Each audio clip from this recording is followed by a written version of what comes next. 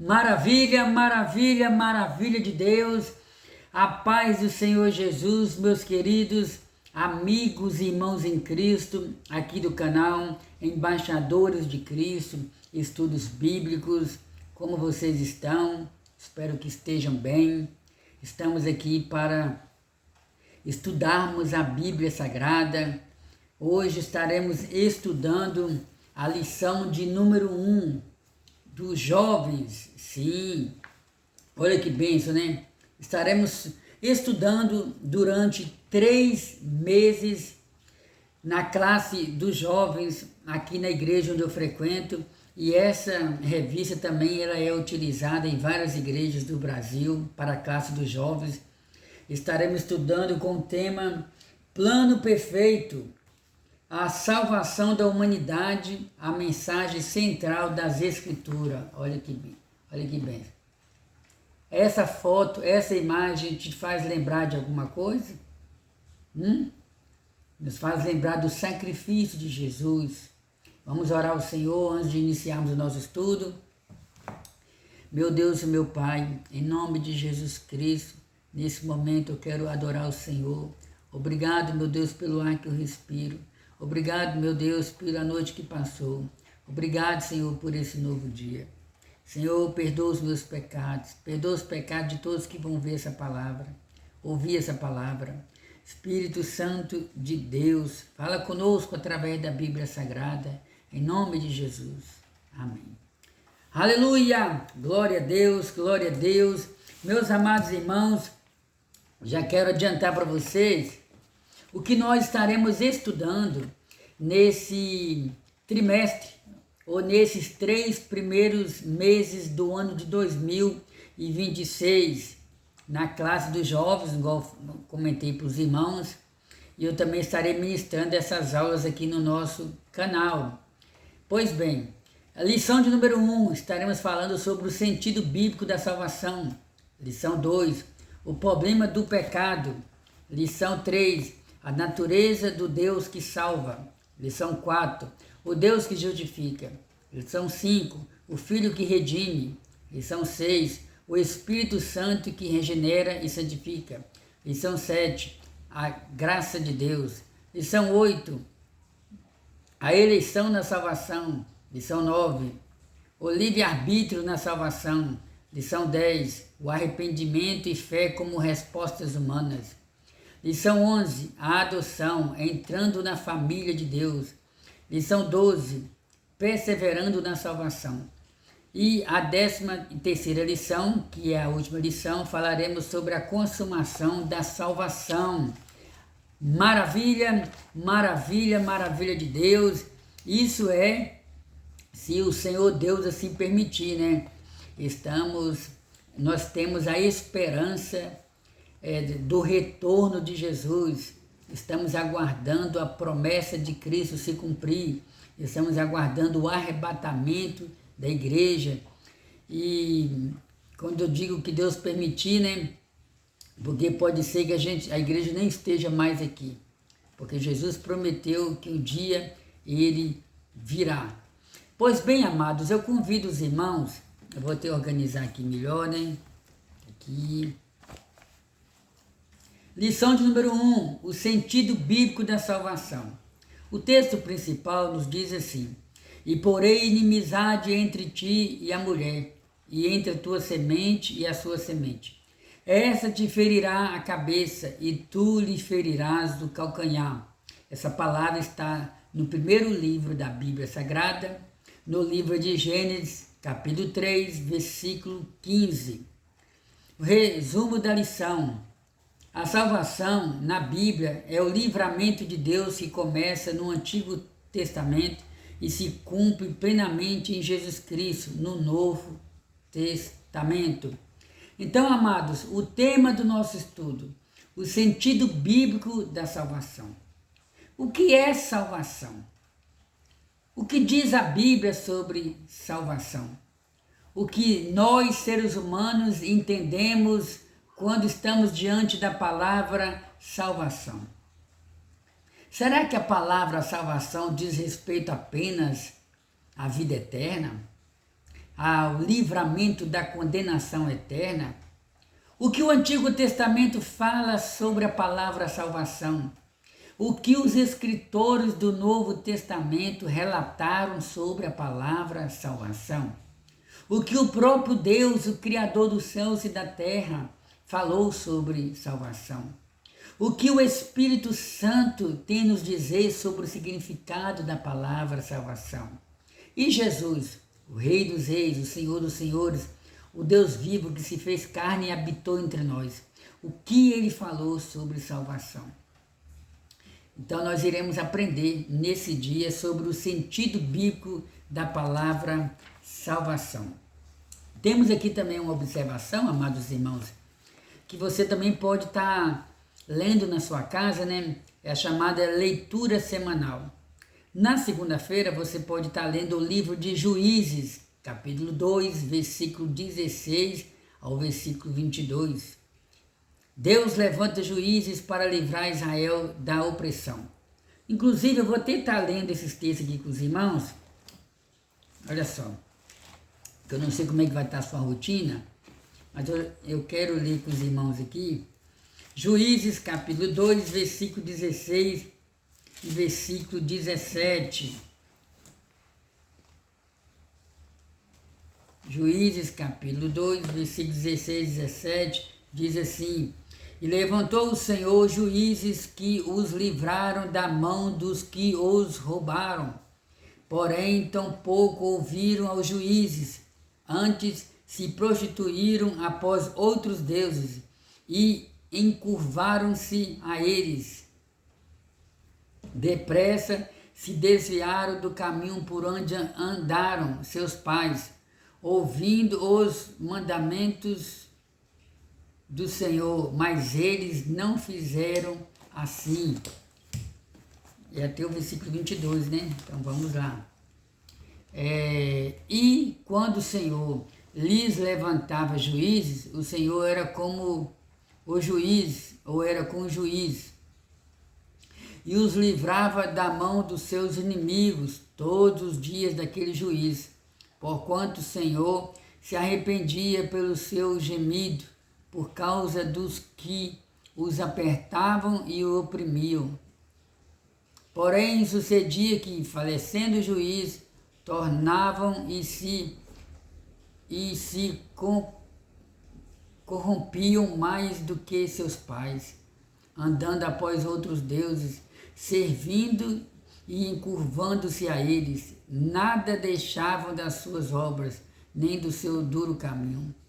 Pelo que a ira do Senhor se acendeu contra Israel e disse: porquanto este povo transpassou o meu concerto que tinha ordenado a seus pais e não deu ouvido à minha voz.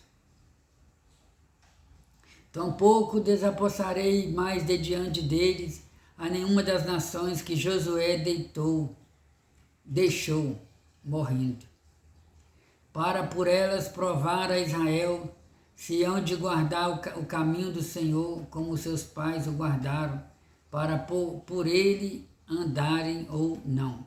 Amados irmãos, nós somos sabedores. Essa palavra qual eu li, ela está dentro de um contexto no livro dos Juízes.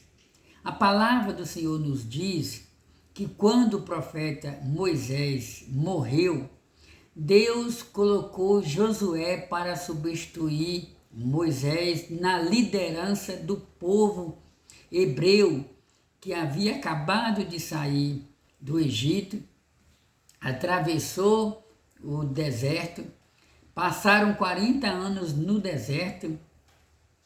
A primeira geração que saiu do Egito morreu no deserto, devido às murmurações, os levantes contra Moisés, rebeldia, incredulidade e assim por diante.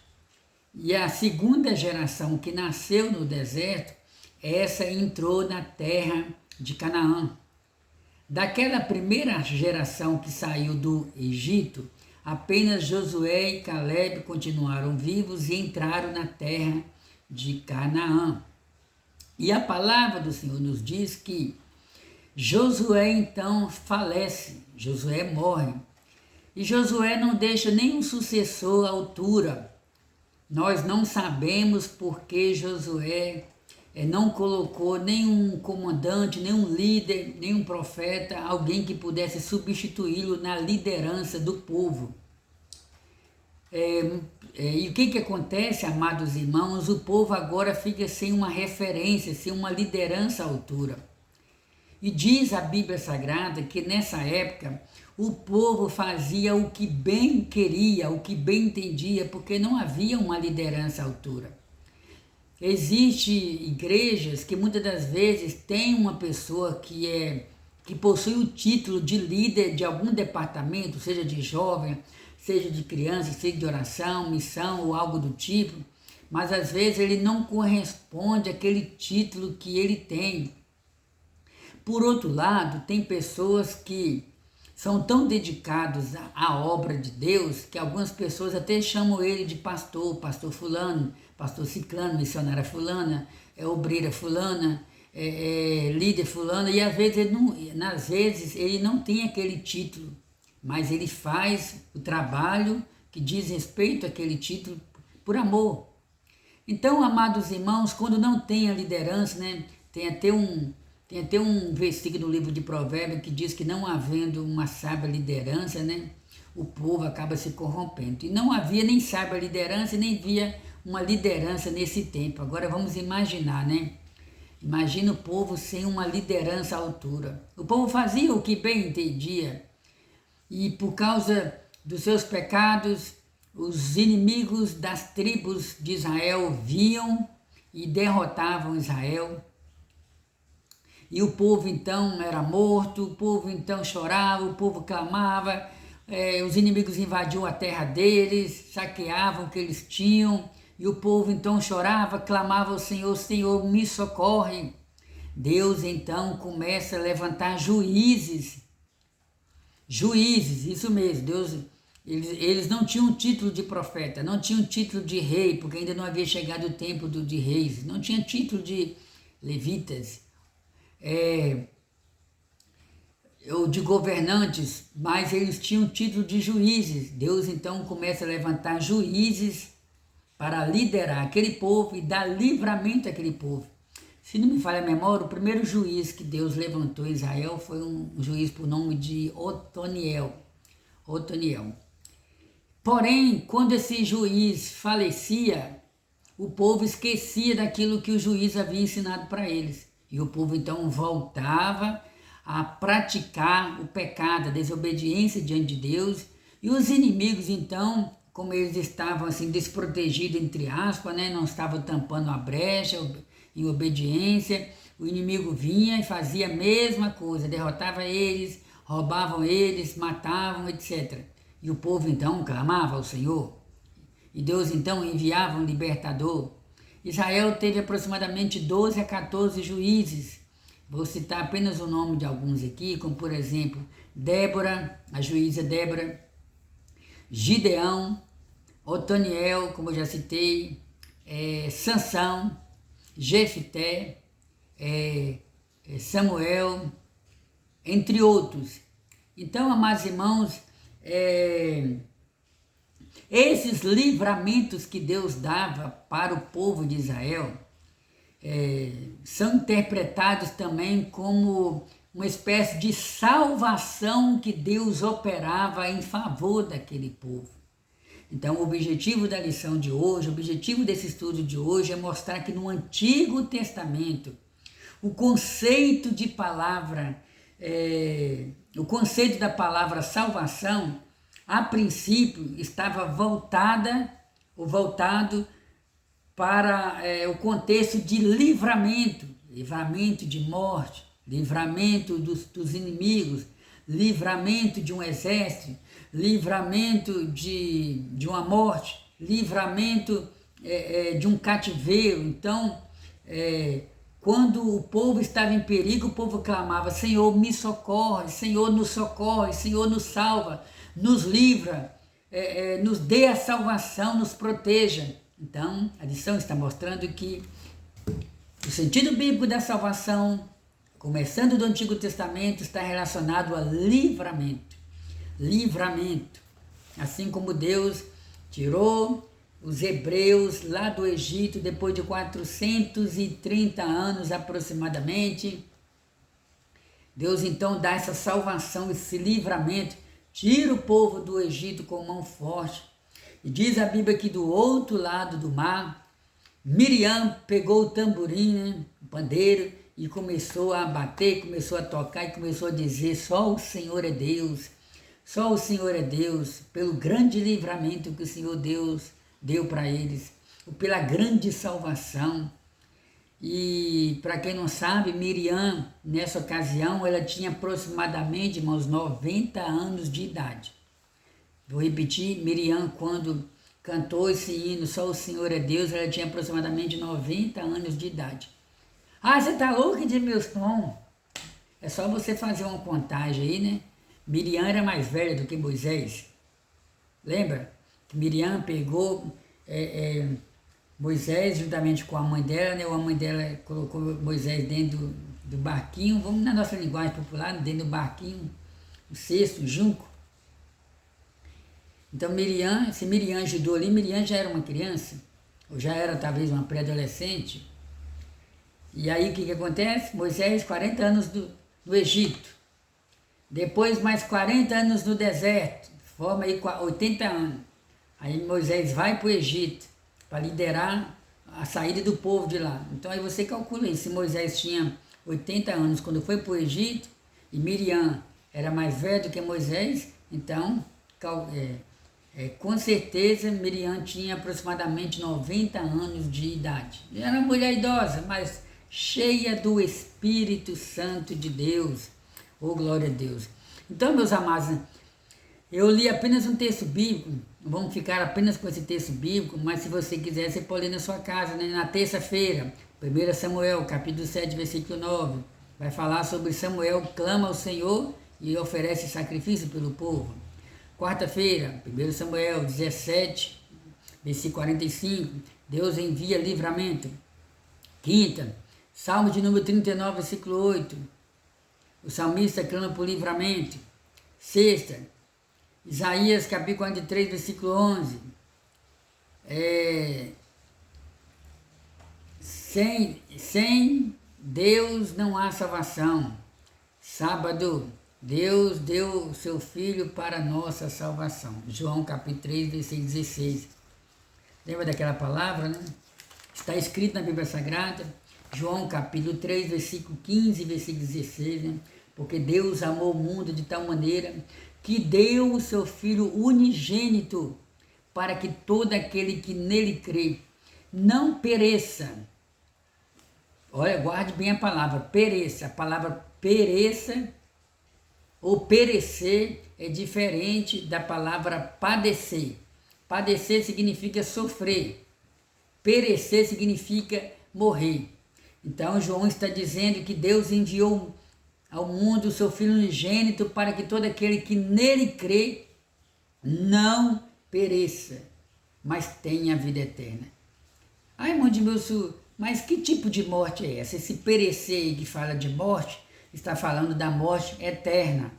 Mas não é morte eterna no sentido da pessoa ser aniquilado, porque existe correntes de interpretações teológicas, existe igreja, existe pastores, existe teólogos que acredita que quando a pessoa morre, ele vai ser aniquilado, a sua alma vai ser aniquilada, ele vai deixar de existir, ele não vai ser queimado no fogo eternamente. Porém, existe uma outra corrente teológica, né? Existem outros irmãos em Cristo que já pensam de outra maneira, já acredita de outra forma, já acredita que a alma ela vai viver eternamente no lago de fogo, sofrendo porque rejeitou Deus aqui na terra. Perecer. Esse perecer aí, irmãos, não está falando da alma que vai ser aniquilada, mas está falando da morte eterna, como está escrito no livro de Apocalipse, parece que é o capítulo 20, lá, a partir do versículo 11, por aí, versículo 15, lá fala sobre o grande trono branco, né? João viu vários livros serem abertos, e abriu-se o livro da vida. e aquele cujo nome não estiver escrito no livro da vida foi lançado no lago de fogo. E essa é a segunda morte. A segunda morte. A primeira morte é a morte física, quando o homem e a mulher morrem e o seu corpo desce à sepultura, morte física. E a segunda morte é essa morte aí, a morte eterna. Mas aí também tem uma outra morte, né? Aí já é a morte espiritual. A pessoa está viva, mas está morta espiritualmente. Eu estava morto espiritualmente antes de conhecer Jesus. O apóstolo Paulo, escrevendo a sua carta aos crentes da cidade de Éfeso, Paulo diz no capítulo 2 que nós estávamos mortos nos nossos pecados, delitos, iniquidades, mas Deus, que é riquíssimo em misericórdia, decidiu nos salvar. O Senhor decidiu nos dar vida e vida com abundância. Ele até diz lá, né, que pela graça sois salvos. E isso não vem de vós, é dom de Deus. Vamos prosseguir aqui. Então Deus nos deu esse grande livramento, nos livrou da condenação eterna e nos deu a salvação em Cristo Jesus. Tem outros textos aqui, deixa eu ver, Juízes 2, 16 a 22, Juízes 2, 16 eu já li. Vamos ler aqui, 1 Samuel, capítulo 17, versículo 10. Vou ler novamente aqui, irmão, vou ler a mesma referência que eu li rapidinho. E levantou o Senhor juízes que os livraram da mão dos que os roubaram. Lembra que eu falei? E quando o Senhor lhes levantava juízes, o Senhor era com o juiz e os livrava da mão dos seus inimigos todos os dias daquele juiz, porquanto o Senhor se arrependia pelo seu gemido, por causa dos que os apertavam e oprimiam. Agora nós vamos para um texto bíblico, no livro de Samuel, que foi o último juiz que atuou em Israel. Grave aí, o último juiz. Inclusive, Samuel, que era filho de Ana e que foi educado pelo sacerdote Eli, ele tinha um tríplice ministério. Samuel era juiz, sacerdote e profeta. 1 Samuel capítulo 7 diz assim: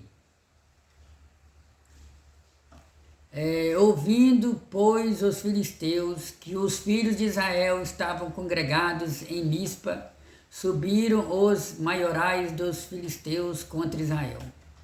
O que ouvindo os filhos de Israel temeram por causa dos filisteus. Pelo que disseram os filhos de Israel a Samuel: não cesses de clamar ao Senhor nosso Deus por nós, para que nos livre da mão dos filisteus. Então tomou Samuel um cordeiro que ainda mamava e sacrificou inteiro em holocausto ao Senhor. E clamou Samuel ao Senhor por Israel, e o Senhor lhe deu ouvidos. E sucedeu que, estando Samuel sacrificando o holocausto, os filisteus chegaram à peleja contra Israel, e trovejou o Senhor aquele dia com grandes trovoadas sobre os filisteus, e os aterrou de tal modo que foram derrotados diante dos filhos de Israel. Agora uma outra passagem também no livro de 1 Samuel, aqui no capítulo 17. Não, 1 Samuel capítulo 17, versículo 45. Davi, porém, disse aos filisteus: tu vens a mim com espada e com lança e com escudo, porém eu vou a ti em nome do Senhor dos exércitos, o Deus dos exércitos de Israel, a quem tens afrontado. Hoje mesmo o Senhor te entregará na minha mão, e ferir-te-ei, e te tirarei a cabeça e os corpos do arraial dos filisteus. Darei hoje mesmo as aves do céu e as bestas da terra, e toda a terra saberá que há Deus em Israel. 1 Samuel 19. Porque pôs a sua alma na mão. 1 Samuel capítulo 19, versículo 5. Porque pôs a sua alma na mão e feriu aos filisteus. E fez o Senhor um grande livramento a todo Israel. Tu mesmo o viste e te alegraste, porque, pois, pecarias contra sangue inocente, matando Davi sem causa. Muitas referências bíblicas. João 3, porque Deus amou o mundo de tal maneira que deu o seu Filho unigênito para que todo aquele que nele crê não pereça, mas tenha vida eterna. Porque Deus enviou o seu Filho ao mundo não para que condenasse o mundo, mas para que o mundo fosse salvo por ele. Amém. Amados irmãos, essas referências bíblicas, elas são importantes, porque está dentro do contexto aqui do estudo, visto que estamos comentando sobre livramento. Você já teve algum livramento na sua vida? Livramento de acidente, livramento de morte, livramento talvez de uma enfermidade, de um AVC, de ter um problema nos olhos, nos ouvidos, nas mãos, livramento de alguma má notícia, alguém poupou você, não quis te dar aquela má notícia naquela hora. Quantos livramentos nós temos todos os dias, né, amados irmãos? Às vezes a gente pergunta como é que as pessoas, como é que você está, fulano? Ah, eu estou bem, não tenho tido novidade na minha vida não, mas todo dia nós temos novidade. Todo dia nós temos livramento. Até aqui o Senhor tem nos ajudado. E esses livramentos falam de salvação. Vamos continuar aqui. Introdução. Nesse primeiro trimestre do ano, vamos estudar a respeito da maior prova do amor de Deus pela humanidade, a salvação em Cristo Jesus. Oh, glória a Deus! Lembrando que a princípio estamos falando sobre livramentos materiais, livramentos físicos, livramentos de morte, livramentos em que o povo de Israel muitas das vezes tiveram. Deus poupou eles, deu salvação para eles, livrou eles do inimigo, mas no final de tudo nós vamos chegar à conclusão que o principal livramento que Jesus Cristo oferece para a humanidade é o livramento da condenação eterna. Mas vamos devagar, nós vamos ter muito tempo, né? Então, amados irmãos, nesse primeiro trimestre vamos aprender que, desde o Antigo Testamento, a salvação tem um sentido de livramento. E é o próprio Deus quem levanta líderes para libertar o seu povo. Amados irmãos, da mesma forma que Deus levantou juízes no Antigo Testamento para dar livramento ao povo do Senhor, ao povo hebreu, nós também observamos que Deus levantou muitos profetas para darem livramento para o povo. Deus levantou o profeta Elias para mostrar o caminho para as pessoas. O povo, na época do profeta Elias, estava dividido, se servia a Deus, se servia a Baal. Elias, então, fala para o povo, vocês devem decidir até quando vocês vão ficar cocheando entre dois livramentos, entre dois pensamentos. Então, amados irmãos, os profetas, eles apresentavam o livramento de Deus. Eles mostravam que Deus queria livrar eles do perigo, livrar eles das enfermidades. Deus prometeu que quando eles entrassem em Canaã, eles não iriam ter as mesmas doenças que os egípcios tinham, ou que outras nações tinham. Deus prometeu guardar, livrar, proteger. E a única coisa que Deus queria é que eles dessem ouvido à voz do Senhor e obedecessem o Senhor. E muitas das vezes, quando o povo não dava ouvido à voz do Senhor, o inimigo então vinha. Nós somos sabedores, amados irmãos, que Deus permitiu que as 10 tribos do Reino do Norte fossem levadas como prisioneiros pelo exército da Síria. Os comentaristas dizem que foi aproximadamente no ano 720, 722 a.C. Nós não sabemos onde foi parar as 10 tribos, mas Deus, nosso Deus é o Deus que muitas das vezes oferece livramento antes que o inimigo venha.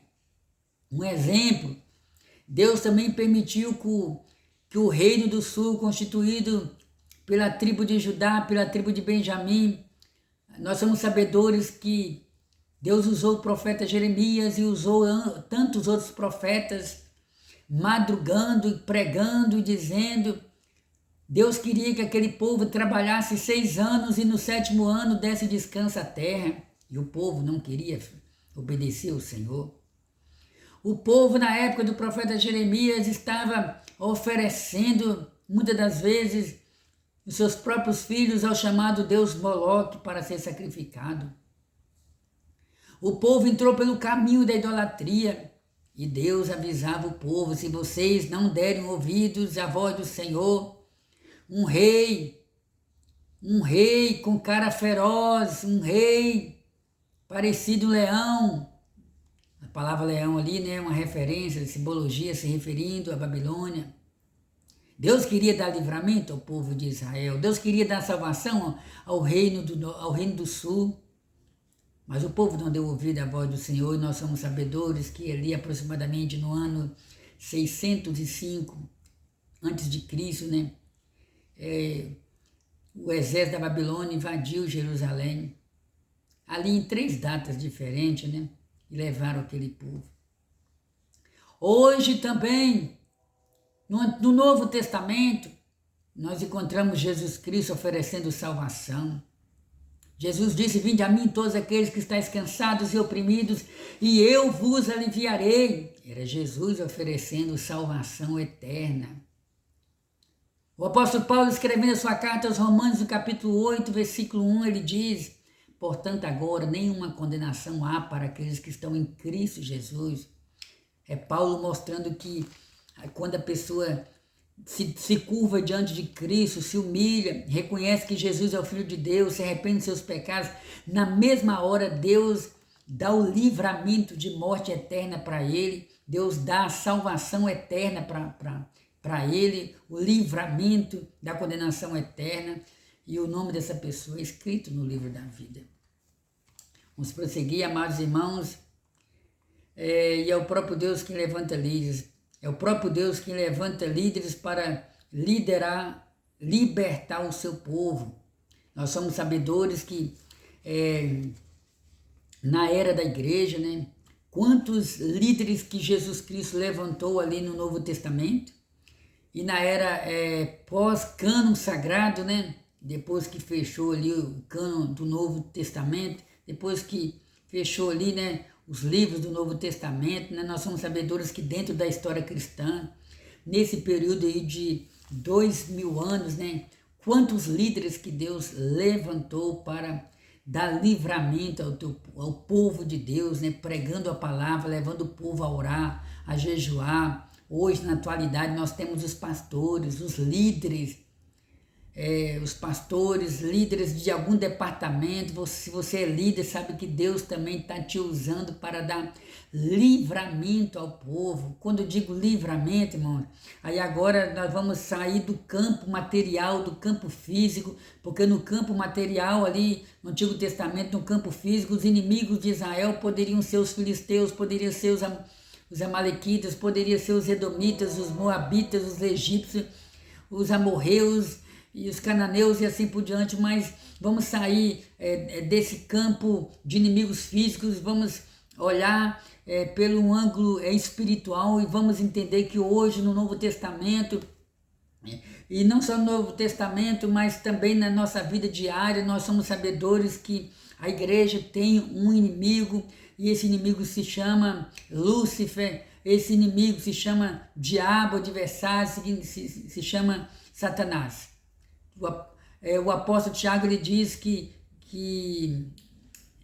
agora me fugiu se foi Tiago, foi Paulo, mas diz, né, que o anjo do Senhor acampa ao redor daqueles que o temem, e ao redor existe o diabo, bramando como se fosse um leão. Então o inimigo de nossas almas não é o homem, não é a mulher, mas é o diabo. E nós, líderes, nós temos esse dever de levar o povo a pedir ao Senhor: Senhor, nos livra das astutas ciladas do meu inimigo. Senhor, me salva, me protege do meu inimigo. Senhor, faz com que meu inimigo seja cego e não veja a minha vida. Então, nós temos esse dever, a liderança tem esse dever, assim como os juízes do Antigo Testamento clamavam o povo para se arrepender e buscar o Senhor. Oh, bendito seja o nome do Senhor Jesus. Então, amados irmãos,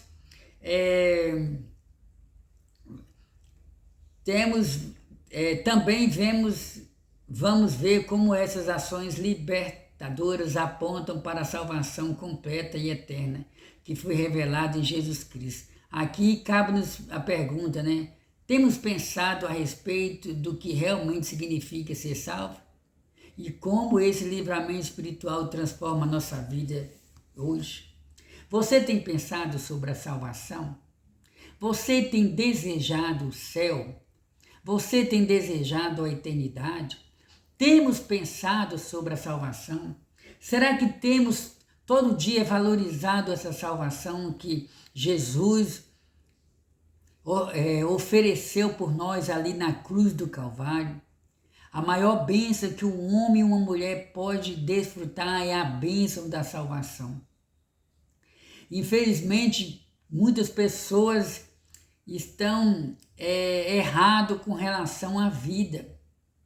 Tem muita gente que pensa que o maior privilégio é ter riqueza, é ter prosperidade, é ser amigo de um deputado, de um senador, de um cantor, de uma atriz, de um ator. Tem muita gente que pensa que a maior felicidade é estar perto de um artista, de uma pessoa famosa. Mas nesse dia eu quero te dizer que o maior privilégio, a maior honra que um ser humano pode desfrutar é a honra de servir ao Rei dos Reis, ao Senhor dos Senhores, servir a Jesus, ter a vida eterna, porque tudo nessa vida passa. Estamos aguardando a volta de Jesus, sim, mas enquanto Ele não vem, estamos sujeitos a ser chamados para as mansões celestiais. Uns morrem quando são crianças, outros adolescentes, outros jovens, nós não sabemos. Da mesma forma que não sabemos quando Jesus virá, não sabemos também quando chegará o momento da nossa morte, da nossa partida. Então precisamos nos preocupar com a nossa salvação. Precisamos nos preocupar com a vida eterna. Hoje mesmo, um amigo meu acabou de mandar uma mensagem para mim sobre o falecimento de um pastor aqui no bairro, bastante conhecido. Eu lamentei a perda dele, né? Porque aparentemente ele era uma pessoa nova, devia ter seus 60 anos. Porém, ele deixou um legado. Ele fez a obra de Deus. O apóstolo Paulo diz, né? Combati o bom combate, acabei a carreira, guardei a fé. Então devemos perseverar aos pés do Senhor Jesus.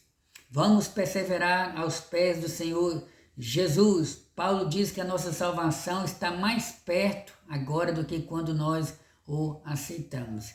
Amados irmãos, nós vamos colocar uma vírgula nessa introdução, nesse primeiro estudo, e vamos iniciar uma outra aula com outro vídeo, dando prosseguimento ao nosso estudo bíblico para não ficar um vídeo longo. Deus abençoe os irmãos.